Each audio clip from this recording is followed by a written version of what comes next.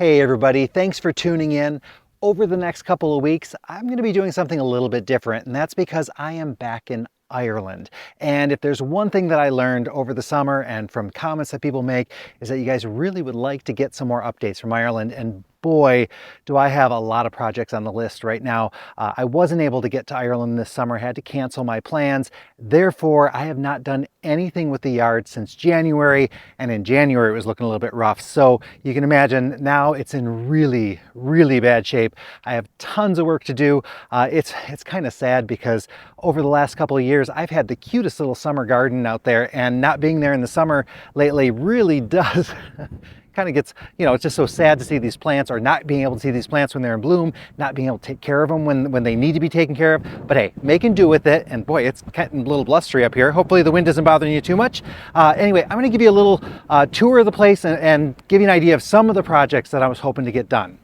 So here at the gate, the first thing we get to enjoy is this Escalonia. I love the waxy leaves on it, beautiful pink flowers. This is not a plant that will grow in Michigan, unfortunately, so I enjoy it while I'm here. I did have one of the shrubs die on me, but fortunately there's all this new growth coming in, and I think it's going to slowly fill in this space, especially if I take some time and try to clear out some of the brambles and the nettles and things that are growing up behind it. Hopefully that'll kind of encourage the Escalonia to do a little bit more. Now, down on this side, there is one plant that I want to show you, but it's getting a little bit swallowed up because it really needs a clean out here. This is, we call it a strawberry plant, and that's because it has this really unusual kind of tubular shaped flower that shaped like a strawberry, kind of points downward.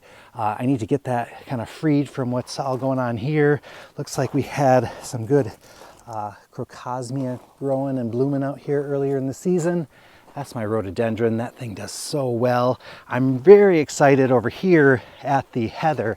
That's growing really fantastic, and I should have known that it would because heather tends to like a little bit more acidy soil. That's what we have here, and acidy is actually the opposite of what we have in Posen. In Posen, we tend to have more of an alkaline soil. So I'm growing plants that maybe wouldn't do so well in Michigan, or at least in Posen. So it's kind of interesting to see that.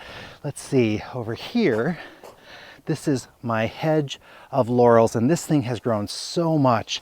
Last January, I trimmed this thing back, trying to see where my cuts were. I think my cuts were right down over here. This thing has grown over 2 feet since January, and I love laurel as a hedge. It's another one that doesn't grow very well up where we are, but I love how dense it is, and it's evergreen. It's really a beautiful plant, or a beautiful hedging plant here. I know some people don't like it because it's not native and all that kind of stuff, but boy, for this kind of hedge, it's fantastic. Now, sadly, my boxwood hedge is not doing very well.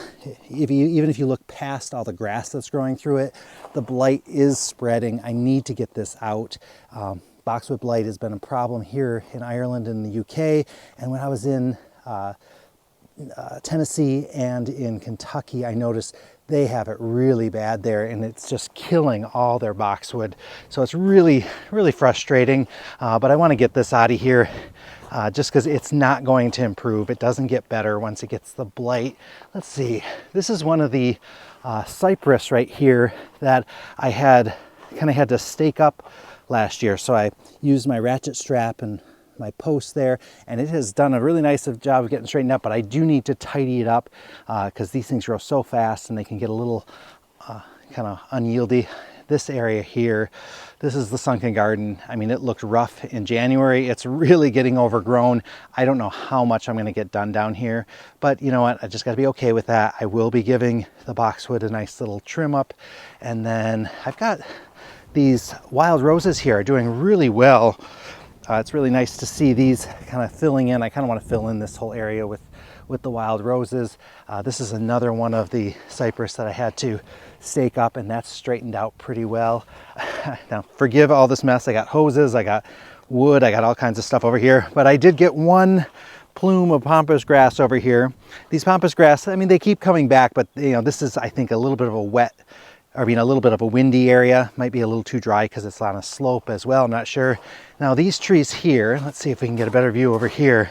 This is a hornbeam, and we're using it as a hedge, but this thing has grown so much in the last year. It is filled in so much. I'm going to have to give it a really good trimming so that it doesn't just take off, you know, because these things can get like 50 feet tall if I'm not careful.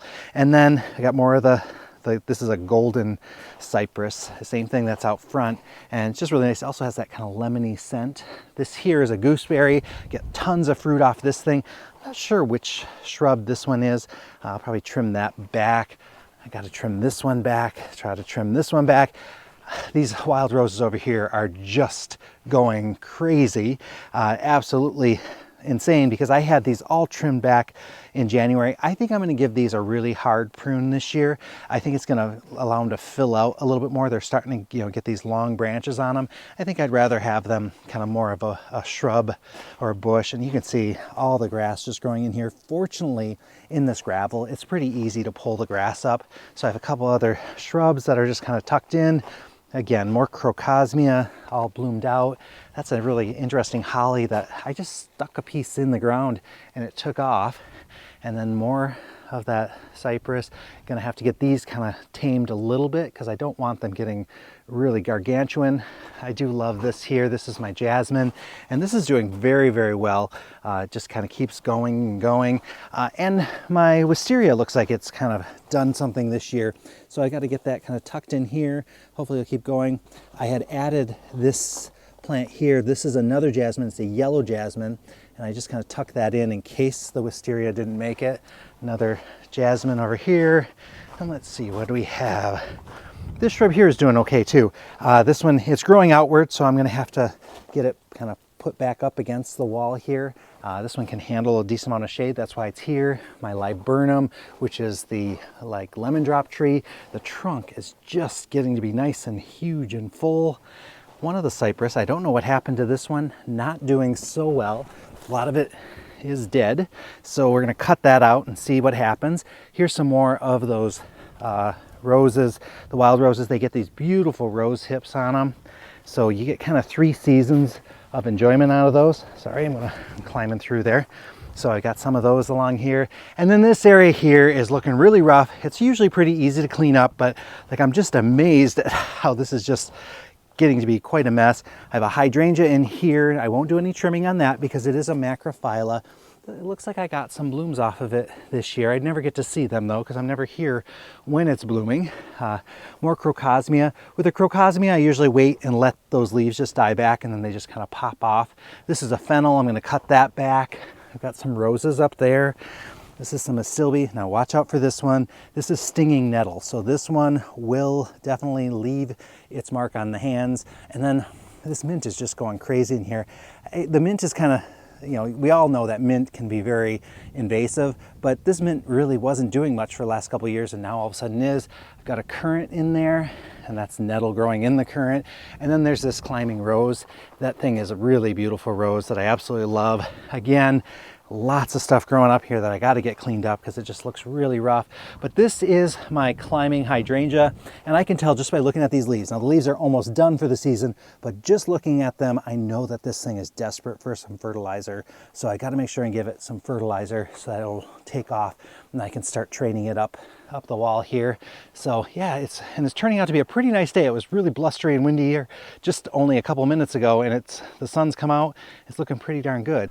Hopefully I can get a couple videos in of the different projects as I go and keep you kind of posted as things get done. I really need to get some of this taken care of because the more time that passes, the worse this gets and the more work it's going to be. So hopefully I can kind of get at least a little bit done and kind of take it easy. But we have a lot of visiting due, some inside projects as well. So we'll see how much I actually get done. But I promise I'll try to take you around along for the ride. And thanks for watching, everybody. Wish me luck.